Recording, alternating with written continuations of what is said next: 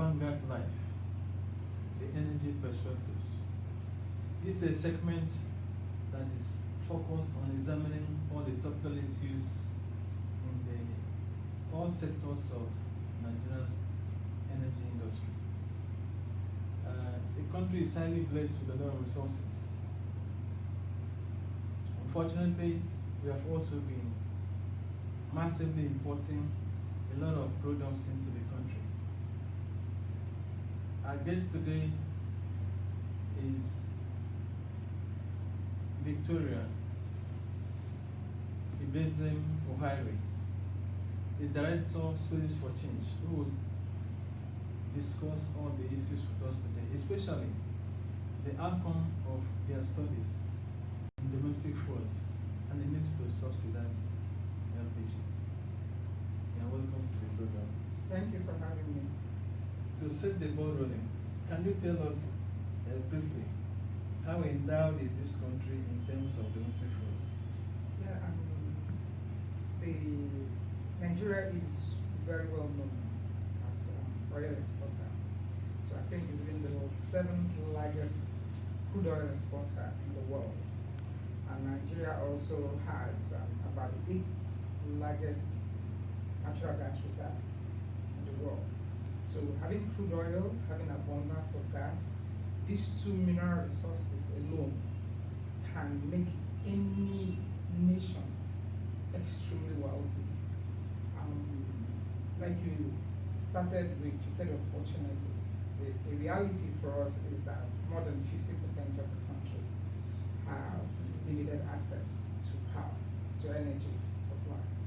So the abundance of reserves we have should have been enough to provide all energy needs of over 200 million people in the country. That has not been so. In terms of electricity, I think Nigeria's current electricity generation hovers around 4,000, a little bit above 4,000 megawatts for 200 million population. That is obviously inadequate. So that is the challenge facing Nigeria at the moment. We hope that with the new administration that things will begin to turn around very quickly too. What is the situation with domestic fuels like cooking gas, kerosene, and other ones? And are we able to provide domestically? Refined, okay. So there are different kinds of fuels in the country. We have the traditional fuels, ranging from firewood to charcoal to sawdust and all of that.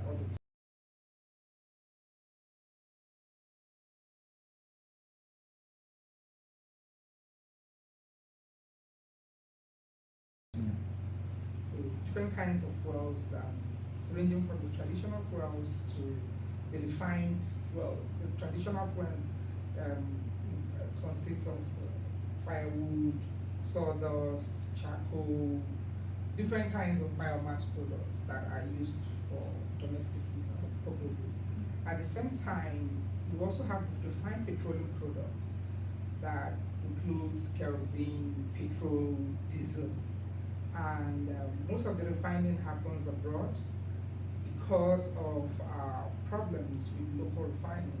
Refining capacity is not optimal at the moment. So for the country to meet its energy needs, it depends on imported refined petroleum products. So there are two things here. Being a country that breaks in a lot of revenues from crude oil, it means that when the prices are high in the international market, Nigeria makes a lot of money. But the flip side of it, because it does not refine locally, it depends on importation to meet its needs. So the cost of importation rises as the cost of petroleum goes up. So for the country, that means that at the landing cost of petroleum products depends on the prices of the particular fuel, particular cost of crude oil in the international oil market. So most recently, the prices have been increasing. So it means that importation costs have also increased, requiring the country to subsidize the refined petroleum products, particularly petrol, to make the product affordable for the country. So when you say subsidizing, subsidy is not a new policy. It has always been in practice in the country, where it was widely believed that subsidizing products to make them affordable, particularly for low-income groups. That was part of the focus of the study. We were trying to look at the impact of fossil fuel subsidies, particularly for kerosene and for petrol. To what extent is it benefiting households, low-income households? Is it having any kind of impact, positive or negative impact on men and women? In taking into account the differential energy needs of different sexes. At the same time, we are trying to also understand, disaggregate those impacts. Before you go into deeply into your study, can you paint a picture of, let us try to understand properly, why do many poor households take to the use of kerosene and firewood, charcoal, while the elitist elites used to go for more refined resources like LPG? Okay, too many factors inform the choice of cooking fuels. That was what was so far our study established. It could be the household size, it could be the location of the household, it could be the age, it could be the income, it could be the education of the users of the household. So we found a lot of correlations, particularly between education and energy choices. For instance, we found that most of the women with tertiary education and above preferred LPG and electricity powered cooking gas, while the women with fewer education or a lot less education depended heavily on kerosene or firewood. There was also the question of location, where people in the rural areas had a stronger preference for firewood than women in the urban areas having a stronger preference for kerosene. So, and again, the use for cooking fuels for cooking and for fuel, the need for fuels for cooking and lighting varies across locations. So there are so many things. The other thing is also a question of income. LPG is also not for people in the lower cadre, low income bracket. There is this feedback we got from the research that the LPG was expensive. So because of the high cost of LPG, they were depending a lot less on the cheaper energy alternatives, which is kerosene and firewood. So what do you consider to be the dangers of overdependence on firewood, charcoal, and all this kind of dirty fuels? Well, there are advantages, there are disadvantages. For firewood, for instance, the study we did in urban informal communities in Lagos, majority of the households were living in what they call face me and face you, that is in one room apartment. So a lot of the cooking was happening inside their rooms. And when you cook with firewood or with kerosene stove inside the room, the chances of indoor pollution was higher. And the people bearing the brunt of inhaling that smoke from the kerosene stoves, it fell on women and the children. Because the study also showed that people that were predominantly cooking were the women and the girls, the women and their daughters.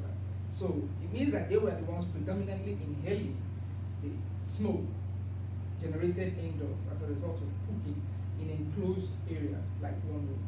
But in the rural areas, I think they had more advantages because a lot of the cooking happened outside the main building.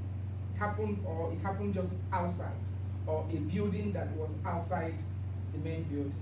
So that way, using that method, reduce their exposure to indoor pollution. There are other disadvantages that we found from other studies during our scoping report, like explosions, It means that a lot of families were buying kerosene in boxes and storing in their houses, and the risk of fire explosion was also very high. There was also the incident of adulteration, where people bought adulterated kerosene and suffered some injuries as a result of using it. There is also another consequence of ingestion, where children, when it's stored in bottles, and children mistakenly ingested kerosene thinking that they were drinking water. And you know the implications on child and healthcare well-being as well. So there are so many dangers. And then there is also the other dangers that are assumed or perceived dangers. And that is for LPG. Despite being a clean fuel, we found that in the urban areas, women were not using LPG a lot. And what were the reasons? A lot of the reasons were based on assumptions and myths. There was the assumption that LPG could cause fires.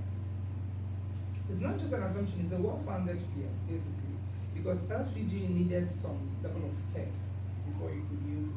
So there were also some people that their landlords told them not to use LPG because they feared that they might burn down the entire building. There were also people who lived in wooden houses, particularly in the urban slum communities.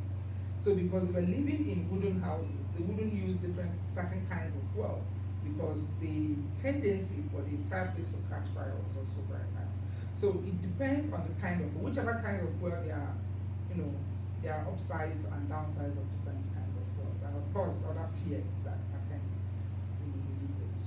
Okay, what factors really motivated you and your organization to undertake this study? And what specific findings?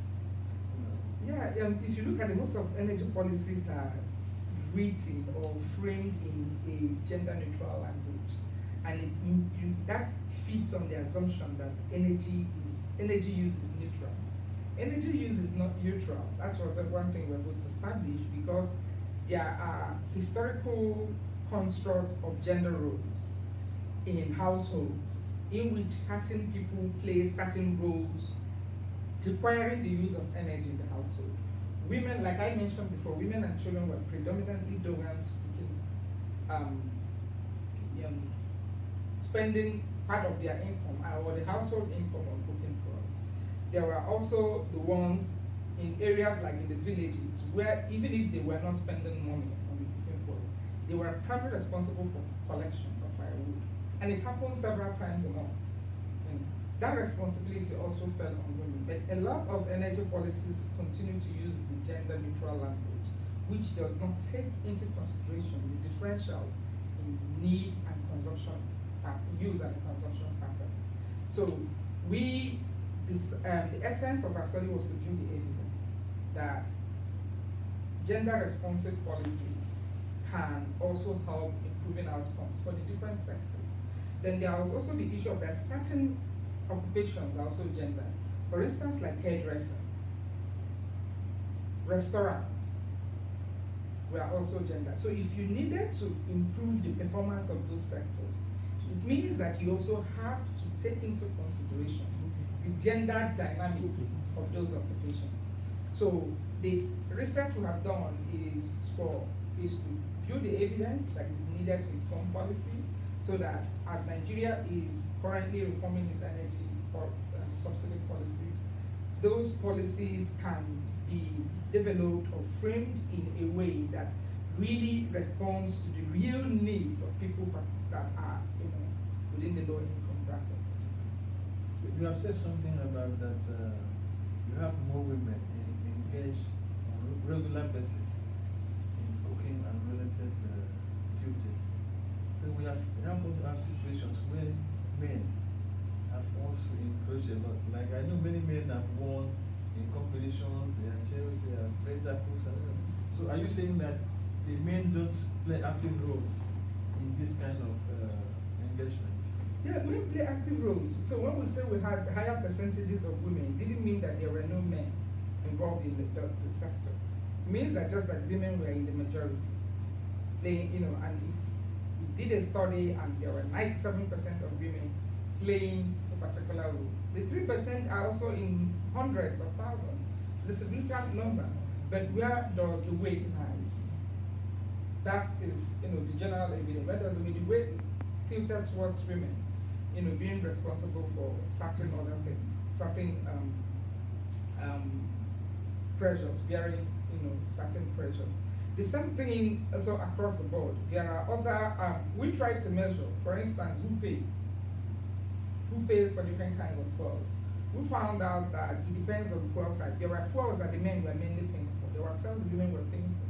The clean fuels like LPG for electricity and diesel, for instance, men in households were primarily responsible. And we found out that it was consistent with high-income households. Whereas in low-income households, relying mainly on firewood for cooking or for kerosene, majority of that income, people spending their personal income on those fuels were women, and the ones paying for the less clean fuels. So that is also a gender dynamic that needs that policy should pay attention to.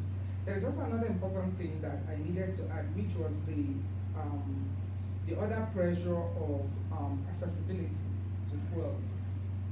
We found that majority of the low-income households depended on informal vendors. So when I mean informal vendor, the people that were selling in bottles in these banks and along the street, rather than the formal vendors that where you have the filling stations. So why we try to understand why were people buying mainly from the informal vendors. So one of the reasons is proximity to homes. It was closer to people's houses. People could just send Yinka, go across and back. Then apart from the proximity to homes, there was also the issue of lack of scarcity. They thought that even if it is scarce in the petrol station, but it's never scarce in a Yas house or neighborhood, within the neighborhood. The third reason is very interesting, and reforms are not addressing that particular one, and which is that it was accessible. And when I say accessible, quantity accessibility. Quantity accessibility means that when you get to the formal vendors, petrol or kerosene in particular, was sold in metered measurements, very formal measurements. So it's either you're buying 1 liter or you're buying 2 liters. Whereas if you needed to buy from the informal vendor, you can just buy 1 cup. You can buy 1 bottle. You can buy 1 gallon, depending on your means and your capacity. So low-income people are interested in that, in that type of arrangement that is flexible, that is informal, that clearly responds to their means and capacity at the time that they need that particular energy product. But reform policies have not addressed the issue of differential within this particular need of accessibility and quantity. And another thing that needs to be resolved as Nigeria is reforming its policies, everybody is aware that kerosene is not sold at the official pump price, even in the formal vendors and the informal vendors. So it means that reforms are not addressing the price differentials between official pump prices and the retail prices. There has to be equality, like it has happened for petrol, where there is a uniform set price by the government, and that price is what is obtainable for petrol across the formal vendors. But for fuels like kerosene that is predominantly used by low-income groups, we find that there is still a differential, and there is need to address that gap using policy. You have said a lot about policy formulation, the implementation, the lapses. Which particular policies are you referring to at this time? Can you give us more insight into the policies that you are referring to? Yeah, one of them is pricing. The pricing policy, Nigeria is, to a large extent, economists have faulted that it's deregulating the sector and trying to allow private sector participation. At the same time, there are price controls, which a lot of economists are questioning that where you have a deregulated economy, there should not be fixed pricing. But fixed pricing is a policy of the government, and the objective is to make sure that there is a ceiling to prevent extortion, to prevent prohibitive, and also to enhance access, so that there's a ceiling within which marketers would not exceed. In that, by doing that, making the product available. So pricing policy is one, distribution policy is another, importation policy is another. importation policy of product, currently NNPC is primarily the sole importer. So, just determining for subsidies, as determining for subsidies is affecting distribution, it's affecting pricing, it's affecting importation. Can you give us more insight into the situation as it is today? Why must NNPC be the only person importing? And why are the marketers not able to import these energy resources? Wow, I think NNPC is in the bed, the NNPC GMD and maybe the Minister of Petroleum, or the President is the substantive Minister of Petroleum. So probably they are the ones to answer those questions, to tell us why that space has not been opened as wide as it should. But there are other underlying issues like forex. Because apart from forex, the other subsidy challenges that Nigeria, we're coming from a trip, from a history. Yes. It's very checkered history of subsidy administration that was so deeply flawed that needed the arrangements to change. So it could be that NNPC sole importation policy is government's own response to that history where it's coming from. It could represent departure from that policy. Then the other one is that there could be another way. Remember, we're also coming from a forest history where there was a time forests rose to certain heights that many Nigerians feared that was disturbing. So it could also be the response of the government to checkmate some of the things that have happened in the past. Okay, you have said a lot about subsidy. What should be the role of PPRA in this regard? In your own opinion, do you think they are rising to the challenge? Because I say this because if you go to their website, they are supposed to keep us well informed about the issues that has to do with the subsidy, fuel subsidy in particular. But you don't have enough information there anymore. The template has been shut down, I think. So what are your views on this? Yeah, you've actually answered the question. There's need for a lot of information because if the landing cost is, Nigerians need to know what the landing cost is every point in time. Nigeria needs to know exactly what the arrangement. When you call subsidy under recovery, it doesn't change the fact that you're subsidizing petrol. So Nigeria needs to be enlightened or informed in very clear language that they understand about the arrangements that are being made to make fuel available. And apart from just PPRA shouldn't just be the only repository of knowledge for petroleum price and information. It should be maybe the main provider of that information. But that information should be dispersed across different entities. So that if I don't find it on PPRA, probably I could find it on NNPC. Maybe I could find it on the Ministry of Energy Commission of Nigeria. I could find it on their website. I could find it on different entities. There could be different platforms, or Ministry of Information maybe you should be able to provide that information. So democratizing access to information is needed in the energy sector. But one good thing that the government has done under the last Minister for Petroleum, he was releasing the monthly operations report.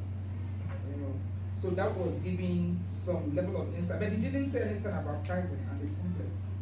So, like you mentioned, I agree with you strongly. There is need for people to have information, because without information, many of us that are industry watchdogs, there is a limit to which you can evaluate or assess performance without really access to accurate data. I know your own organization was one of the stakeholders that made presentation to the Senate as far as PIB and PNGB are concerned. So, where are we on PIB or PNGB at this time? Yeah, the Senate and the House of Reps concurred on the PIB and submitted the past version to the President for his assent. The President withheld assent citing a number of reasons. And I think we did release a statement agreeing with some of the reasons. For instance, the reason on retention. the new commission return only a certain percentage of their earnings to defray their own expenses, which the president felt that it was too much. There was also some other policy, though it wasn't listed.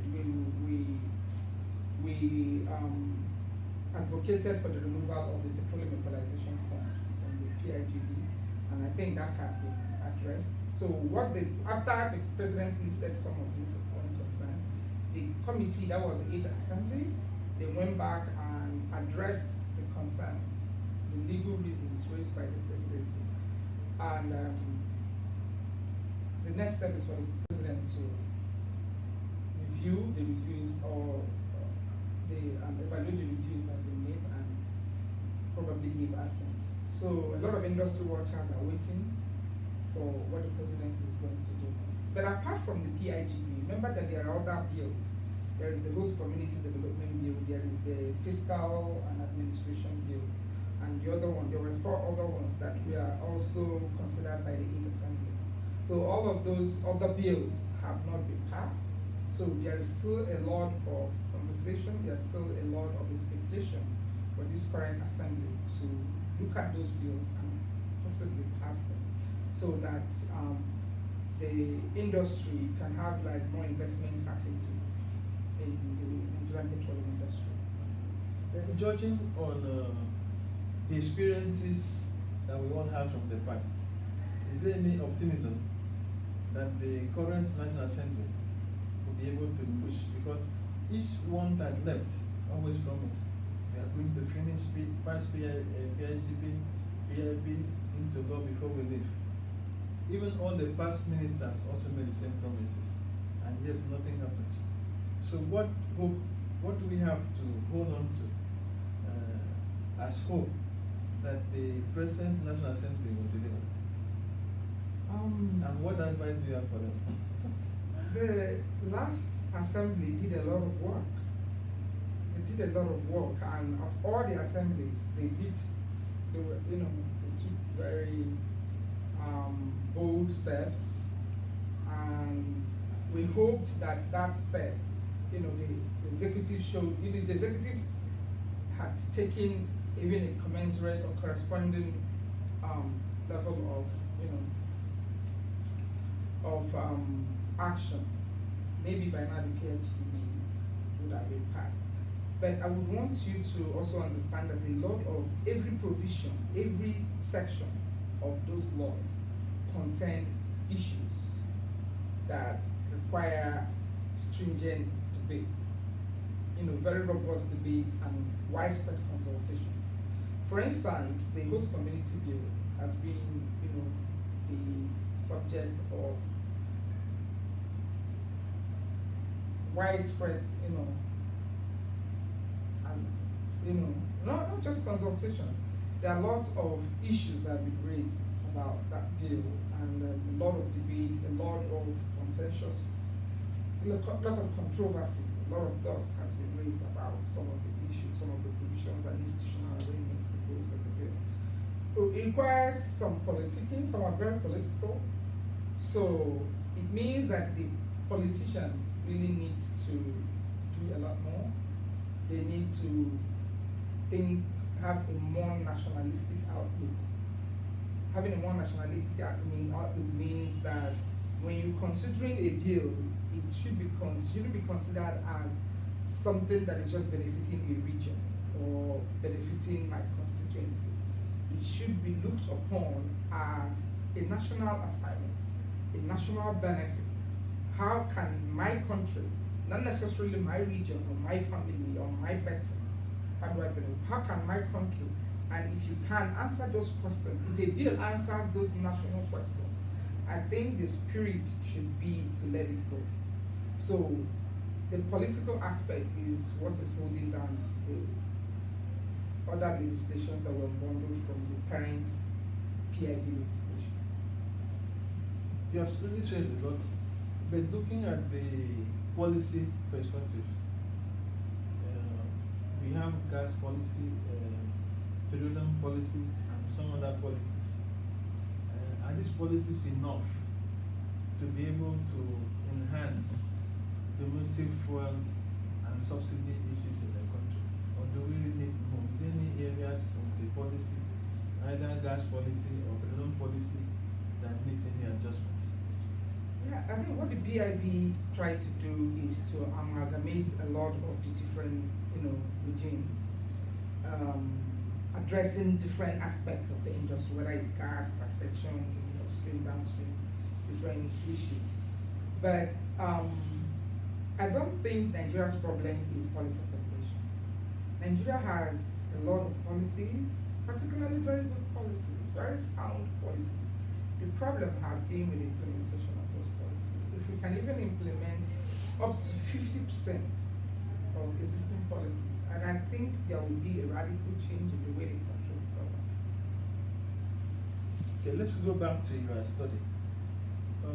In very specific terms, what do you think are the benefits of that important study to Nigeria? Yeah, the benefits, I would say the first is the focus on low-income people. That they're one of the very strong recommendations emerging from that study is the need for social protection.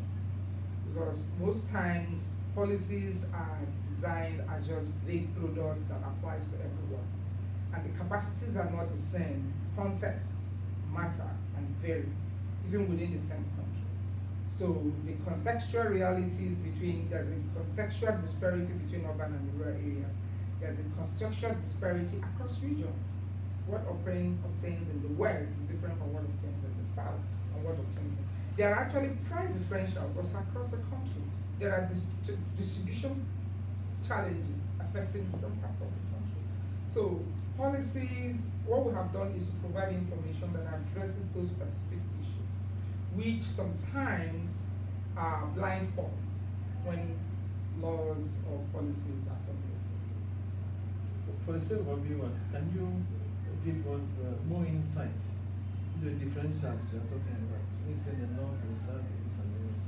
During our study, we found out that usually when subsidies are reformed, or let's say in 2015, when Nigeria withdrew the subsidy on kerosene and on petrol, it automatically prices go up.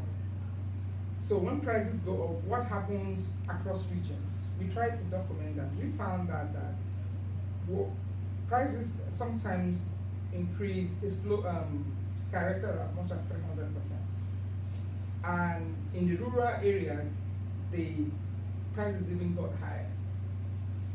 So it means that there is a price differentiation between people living in places like Lagos and people living in places like Owerri, that is Imo State. That was also another place, the rural area that we compared the data with.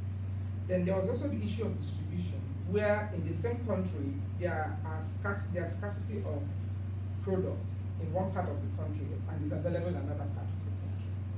So these are the kind of differentials: price differential, the distribution situation, the demand and supply differential. How much is distributed to different states? Kerosene distribution to different states. We find out that the quantity, sometimes that, I think there was a particular year that what came to Lagos alone was higher than the whole, supply to the entire Southeast region. So those kind of, that kind of information is useful when you are designing policy, so that you make sure that it is need-based and it responds to people's realities. Can you also comment on the issue of subsidy? Where would you want government to place subsidy and why? Yeah, so subsidy is not necessarily a bad thing. The original purpose of introducing subsidy in the energy sector was to enhance access to energy. And though that objective was hampered by a number of reasons, our study is proposing that instead of the amount, Nigeria spent over $3 billion on kerosene alone between 2013, over $5 billion in 2015 on petrol alone. That is a lot of money, and that money is not trickling down, because when you subsidize kerosene and say it should be sold at 15 and people are still buying it at 250, it means that those that are buying it at 250 are not benefiting from the subsidy. People that were buying it at that price, people who are buying, for example, at low income women, they were not benefiting from the subsidy. So if you're interested in continuing in subsidizing that product, maybe place subsidies where targets them efficiently so that it gets to people that really need the subsidy. Remember that the original aim of the subsidy is to make the product affordable and accessible to them. So what do you need to do? Why don't you place the subsidy on those things that those people are using? What are the other alternatives? What are the alternatives that reduce drudgery for women? If the prices become too high, women in urban areas are coping differently than women in the rural areas. Women in rural areas are likely going to, studies show that they will fall back on, they will reduce their kerosene consumption and fall back on firewood. The women in the urban areas, maybe because there is not limited access to firewood, so they are not able to reduce their, to switch to firewood. They continued, maybe they increase the expenditure on that particular fuel. And increasing the expenditure on that particular fuel means that some other needs, it could be healthcare, it could be education, it could be food. There's a reduction of the amount they would have spent on that other item. That money goes to fuel. So what can the government do? For a woman in the village that is likely to switch to firewood, it means that there are other energy saving devices or appliances that you can introduce in the market. Maybe subsidize it. We ask the women that question: if the government subsidize like solar powered, solar panels for improved lighting access, or cooking stoves, the green cooking stoves, if government subsidize it, you use it. Find out that a lot of women will use it if it was subsidized, and why they are not using it is because of affordability. So we also advocated for a switch to a gradual transition to LPG, which is a cleaner fuel, but that should be preceded by lots of education. That should be education. When I say education in the real context of education for women, because the study also found that women that were educated on their own, without being enlightened by anybody, made that choice to use cleaner fuel. So if education is a trigger, then we are advocating that the subsidy should be spent on educating women and girls so that they can make some better choices for themselves. So you could make the deduction that because they're educated, they had access to higher income, so they could afford LPG. So if you place it, as different countries of the world have done it, there are countries like Brazil, they are using some part, a significant portion of their energy revenues on healthcare, subsidizing healthcare for their citizens. So we are also making the recommendation: use that to subsidize probably LPG, make the LPG, maybe the cylinders, the cookers, the hoses, make it available for low-income women so that they can maybe afford the content. Like you buy Coke, the bottle does not actually belong to you, but the content you can easily replace. We can make that arrangement with LPG so that LPG becomes accessible to low-income women. So different kinds of it's just about reallocating the subsidies from one sector, from petrol to another, so that the subsidies will really trickle down to those in real need of support from the government. Viewers, we have been discussing with a major stakeholder in Nigeria's energy sector. We have been discussing with Victoria O'Hare, the director in charge of Spaces for Change, Lagos, Nigeria. She has said a lot, and I hope you have also learned a lot. What she has said is research-based, because Spaces for Change did a research to cover all the areas on domestic fuel consumption, and she has been here to enlighten us. I do hope that the government, that the National Assembly, and that the consumers, you have all benefited from this discourse. If that is the case, please join us next week for another edition. Bye for now. Bye, viewers.